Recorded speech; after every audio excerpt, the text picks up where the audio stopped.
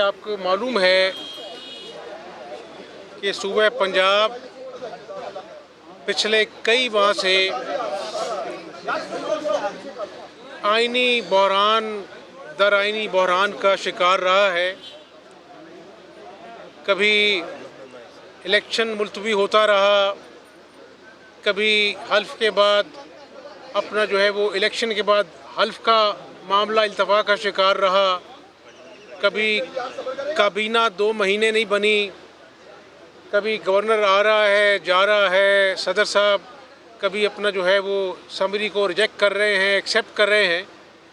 तो शायद एक सियासी तालिब इल्म के मैं समझता हूँ कि पंजाब में जितने आइनी बहरान पिछले 3 महीने में आए हैं, अगर मैं Guinness book of world record से रब्ता करूँ तो हमारा केस जो है उसको अपना जो है वो नंबर 1 प्रायोरिटी दी जाएगी। लेकिन जहाँ पर ये सारे हक़ाइक़ आवाम के सामने हैं और काबीना ना होने के बावजूद अल्लाह के फजल व करम से ना सिर्फ गंदम को हमने पंजाब की आवाम के लिए अपने किसानों से ख़रीद कर बफर स्टॉक पूरे किए, 2200 रुपया पर मन गंदम हमने अपने किसानों से ख़रीदी और आज इंटरनेशनल मार्केट में 5,500 रुपया पर मन है। आध कीमत से भी ज़्यादा का फ़र्क है। और हमने अल्लाह के फजल से काबीना के बग़ैर, मुझे लोगों ने कहा कि आप ये इतना बड़ा फ़ैसला 200 अरब की सब्सिडियाँ करने जा रहे हैं तो ये ना कीजिए, काबीना को आने दें। मैंने कहा नहीं, आवाम परेशान है। हमने 10 किलो के आटे का थैला 160 रुपये सस्ता किया 200 अरब की सब्सिडी देकर। अल्हम्दुलिल्लाह, मेरी कोई औकात नहीं है, अल्लाह की तौफीक से किया। आज जब मैं आपसे बात कर रहा हूँ, 1 जुलाई है। आज अल्लाह के फजल से पंजाब के तमाम अज़ला में THQ, DHQ और 14 टीचिंग अस्पताल में कैंसर समेत तमाम दवाइयाँ सूबे की आवाम को मुफ्त मिलने जा रही हैं अल्लाह के फजल से।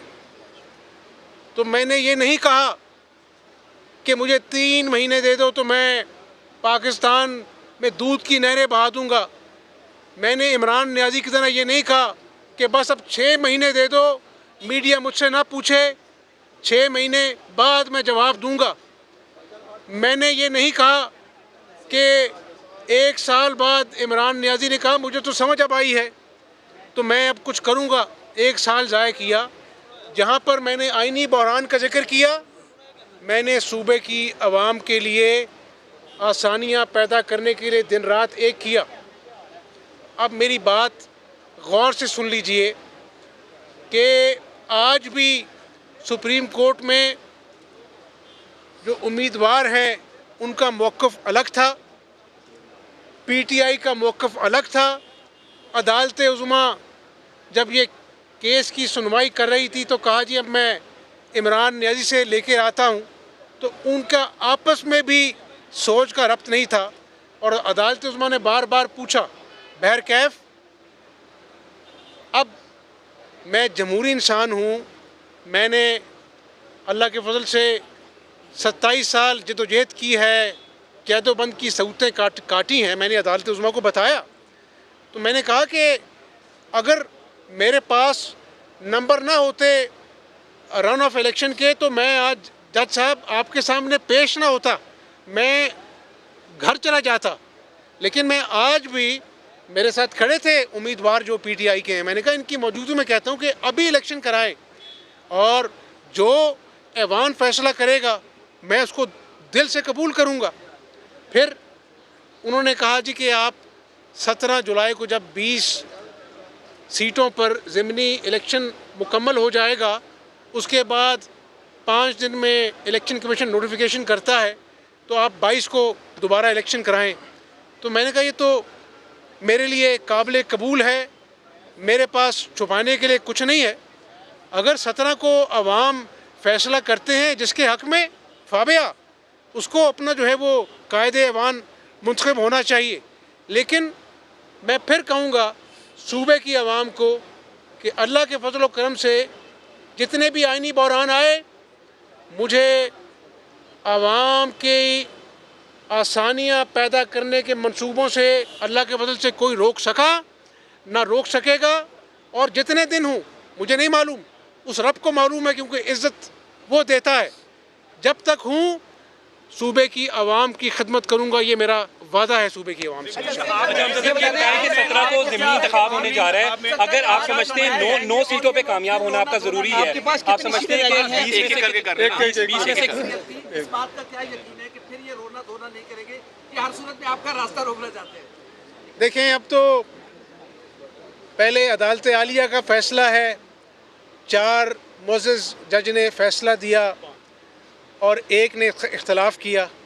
आज अपना ऑनरेबल चीफ जस्टिस खुद बैठे थे और उन्होंने कहा अदालत में, जब फवाद चौधरी साहब थे, कि अदालतों पर इल्ज़ाम लगाना बड़ा आसान होता है, जज जो है वो आपके ख़िलाफ़ कार्रवाई करना भी चाहे तो नहीं कर सकता।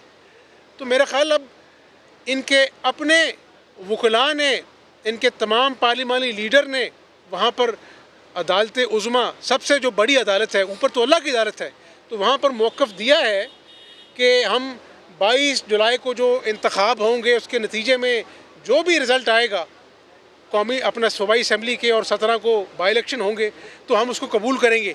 अब सिर्फ मुअज़्ज़ज़ जज साहिबान गवाह नहीं हैं, आप सब भी गवाह हैं और 22 करोड़ लोग भी गवाह हैं।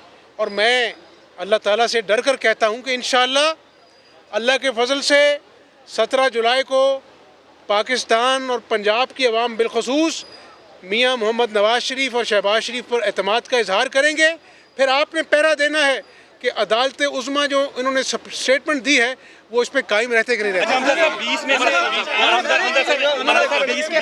कितनी कीमतों में इजाफे के बाद आवाम जो है आप एतमाद नहीं कर पा रही है, क्या समझ से कितनी सीटें आप जीत पाएंगे? ठीक है, अदनान साहब का और उमर साहब का एक ही सवाल है, इनका एक ही सवाल है। ये पेट्रोल की जो कीमतें हैं ये इसलिए नहीं बढ़ाई गई कि जिस तरह इमरान नियाज़ी ने कहा कि मेरी सबसे बड़ी गलती थी कि मैं IMF के पास पहले क्यों ना चला गया। 6 महीने ज़ाया किए, सारा जो मार्केट सेंटिमेंट था, फाइनेंशियल मार्केट का तबाह बर्बाद हो गया। 40% डॉलर जो है वो बढ़ गया रुपए के मुकाबले में।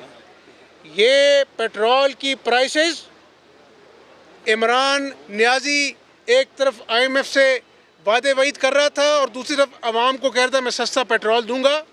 और पाकिस्तान की आवाम से गुजारिश है कि ये जो दिल पर पत्थर रख के पेट्रोल की प्राइसेस बढ़ाई गई हैं, ये हुकूमत बचाने के लिए नहीं, पाकिस्तान को डिफ़ॉल्ट से बचाने के लिए ये सख्त फ़ैसले किए गए। अगर आज ये सख्त फ़ैसले हम ना भी करते तो खुदा न खास्ता अगर पाकिस्तान की मईशत डूब जाती, एक एटमी कुव्वत अपना दिवालिया हो जाती, दुनिया में तमाशा बनता, मजाक बनता, तो ये सियासी बोझ है जो शहबाज शरीफ ने, नवाज शरीफ की जमात ने उठाया है। लेकिन अवाम को मालूम है कि जब जब भी बिजली के अंधेरे थे, हमने 28 अपना जो है जो 2018 में हुकूमत ख़त्म हुई, लोड शेडिंग ज़ीरो थी। इस मुल्क को एटमी कुव्वत अल्लाह के फजल से नवाज शरीफ ने बनाया। तो आज भी अवाम को एतमाद है कि ये वो जमात है जिसने जब जब मुल्क में मुश्किल वक्त आया, अल्लाह के फजल से इस मुल्क को मुश्किल वक्त से निकाला। हमजा साहब अस्करी सरबराह की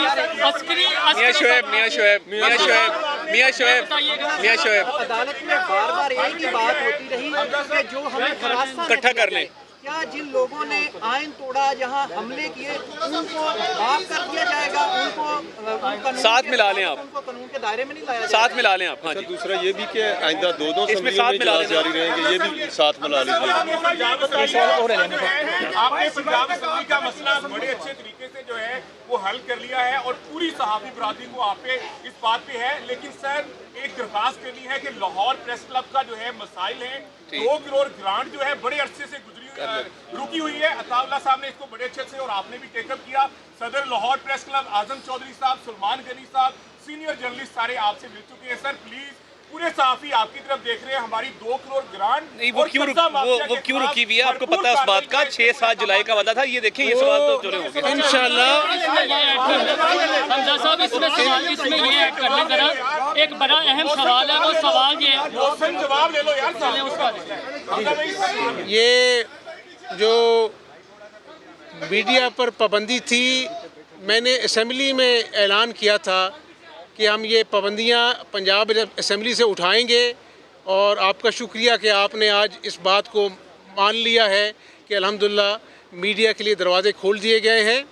और जहां तक ग्रांट है वो अल्लाह ने चाहा तो इसी महीने हम आपको फराहम सीएम साहब ये बताइएगा अस्करी अदारे के सरबराह के हवाले से जो उनकी करैक्टर असैसिनेशन हो रही है, और मुस्लिम लीग नून अल्लाह ने चाहा तो इस मुल्क को पाकिस्तान और कायद-ए-आज़म का खुशहाल पाकिस्तान बनाएगी। बहुत शुक्रिया।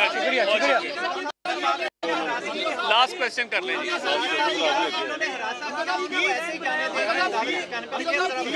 मैंने आज अदालत उज़्मा में कहा, जब वो हरासा का लफ्ज़ इस्तेमाल कर रहे थे, मैंने कहा मैं आपका वक्त जो है वो कीमती है। इख्तिसार के साथ मैंने कहा कि आप जानते हैं जिस तरह डिप्टी स्पीकर पर जानलेवा हमला किया गया और फिर कौन जो है वो शाबाशी के इशारे कर रहा था, किसने जो है वो इमरान नियाज़ी ने पूरी मुस्लिम लीग नून की जमात को इंतकाम का निशाना बनाया, आज वो किस मुंह से हिरासा करने का बात कर रहे हैं। मैंने कोर्ट ऑफ लॉ में कहा, मैंने कहा हम इंतकाम नहीं लेंगे, लेकिन जो कानून है उसके मुताबिक जो है कार्रवाई।